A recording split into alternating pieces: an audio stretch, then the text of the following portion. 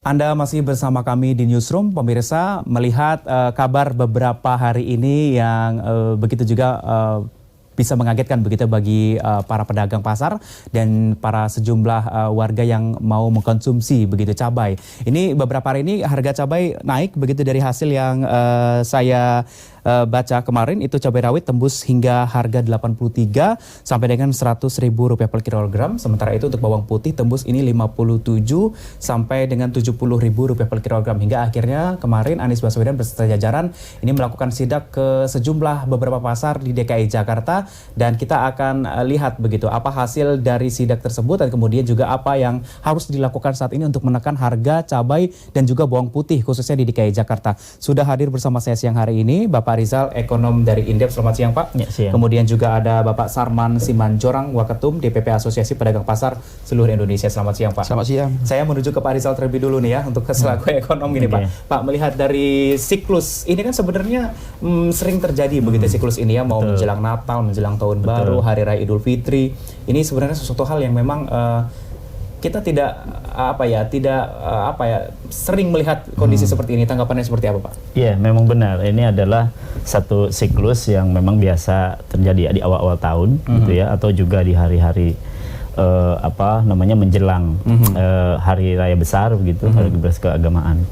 Nah, di bulan Januari BPS mengestimasi dan menghitung bahwa ternyata inflasi kita itu naik ya 3,96% dibanding dengan bulan yang sama di tahun yang lalu. Nah, dan ini disebabkan oleh makanan, minuman, dan juga tembakau.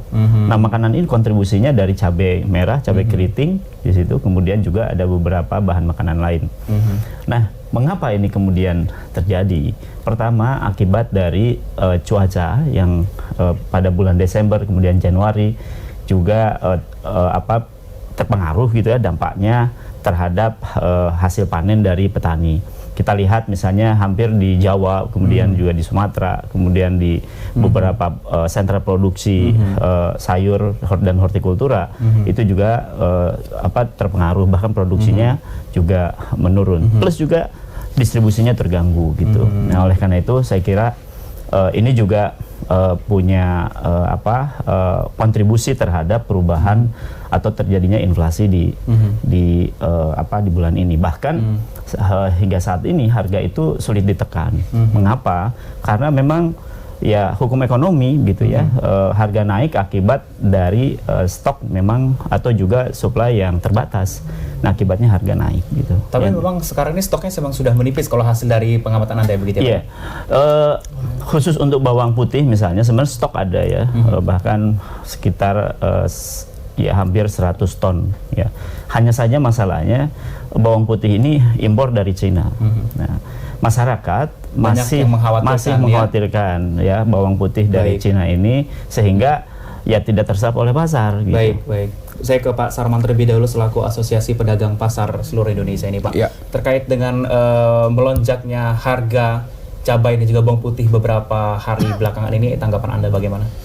Ya, kalau pertama kalau dari sisi pedagang, ya tentu memang akan menjual ya sesuai dengan harga yang dia dapat dari pemasok. Kan begitu. Kalau dari pemasok itu sudah naik, ya otomatis juga pedagang juga akan menjual naik ya. Karena pedagang itu umumnya kan mengambil untung juga nggak banyak amat ya. Paling ya 10-15% paling tinggi gitu ya. Nah, ini semua kembali kepada Jakarta. Nih, Jakarta ini boleh dikatakan hampir 99% pasokan pangan itu berasal dari luar. Dari luar Jakarta. Ya, apakah itu lokal maupun import. Jadi ketergantungan Jakarta itu sangat-sangat tinggi.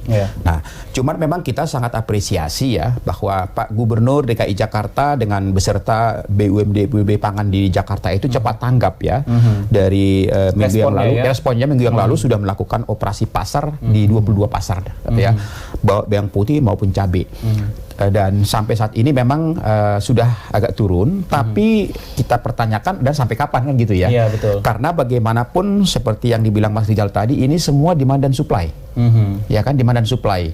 Nah, ketika misalnya bahwa stok mungkin di Jakarta masih ada, ya katakanlah 2 minggu ke depan masih cukup operasi pasar, ya tentu memang itu masih bisa. Tapi sampai kapan? Ya, karena melihat memang fenomena alam kita juga yang tidak mendukung. Karena cabai ini kan agak antik nih. Terlalu kering juga, terlalu musim kemarau juga salah, terlalu hujan juga salah, ya kan? Nah, seperti sekarang ini misalnya ada beberapa daerah sebenarnya mau panen, akan tetapi hujan terus-menerus jadi busuk juga, jadi gagal panen gitu kan. Baik, saya ke Pak Sarman terlebih dahulu. Tadi sempat dibilang kalau ini pedagang ini mengikuti harga pemasok begitu, Pak Sarman ya. Sebenarnya pemerintah ini perlu sih tidak sih hadir di sini untuk menyamaratakan berapa untuk harga kisaran yang seharusnya dilakukan saat kondisi-kondisi seperti ini? Pak Rizal atau Pak Sarman? Pak Rizal. Oh, saya. Silakan. Baik. Saya kira tetap harga harus mengikuti permintaan dan penawaran ya. Di mana permintaan naik ya tentu saja harus diimbangi oleh supply-nya gitu. Sehingga stabilisasi harga juga menjadi penting. Nah, tentu mengapa kemudian harga hortikultura khususnya bawang putih kemudian cabai naik? Artinya ada pasar yang gagal gitu ya, ada market failure yang tentu intervensi dari government juga harus segera ya.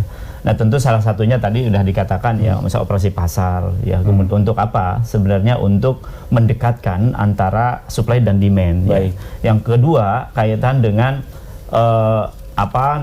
pasokan yang harus segera ditambah gitu ya, sehingga keseimbangan dari harga pasar juga menjadi lebih cepat dan lebih dekat gitu ya. Baik, saya ke Pak Sarman selaku asosiasi pedagang. Pak Sarman, ini kan tadi sempat dikatakan juga beberapa para petani begitu ya sempat terganggu ketika mau panen gagal. Sebenarnya kan siklus ini sudah terlihat begitu ya, kalau memasuki bulan ini akan masuk hujan, akan kemarau begitu ya. Ada solusi tidak sih dari para mungkin petani sendiri ketika ingin memasuki musim hujan, mereka akhirnya memanen yang lain begitu untuk tidak mengganggu perekonomian mereka sendiri? Iya, jadi gini, memang anomali cuaca ini kan juga tidak seperti dulu. Kalau seperti dulu kan misalnya kan ada semacam siklus yang pasti.